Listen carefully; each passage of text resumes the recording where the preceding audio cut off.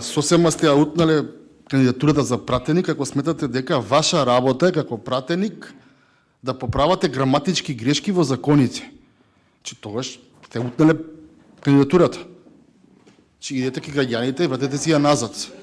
Значи, ако технички и номотехнички проблеми сметате дека е добра работа на собранието, не е тоа работа воопшто за пратеник. Пратеник дава политички подобрувања, суштински подобрувања за како да функционира законот. Ако вие сметате дека безсмислена би била работата, нашата работа, ако не ги подобруваме, точки, запирки, разделување на словови и членување на именки според вас е работа на пратеник. И мислите дека ај сега следен за збор дека ќе помине, смешно е во јавноста.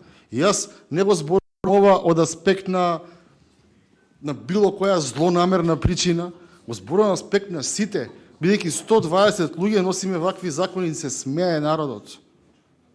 Не се смеат. И тоа со жал констатирам, не сте вие виновна или министерот Тупанчевски не е виновен што така е преведен.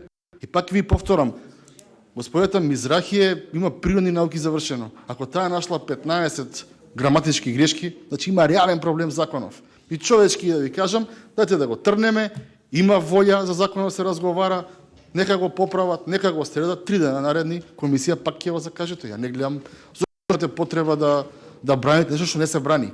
Гледа јавноста што е случува. Па 20 технички ги приметува и министерот ги прифаќа заради тоа што апла се гледа работа дека не е преведено добро. Не е ништо злонамерно. Благодарам.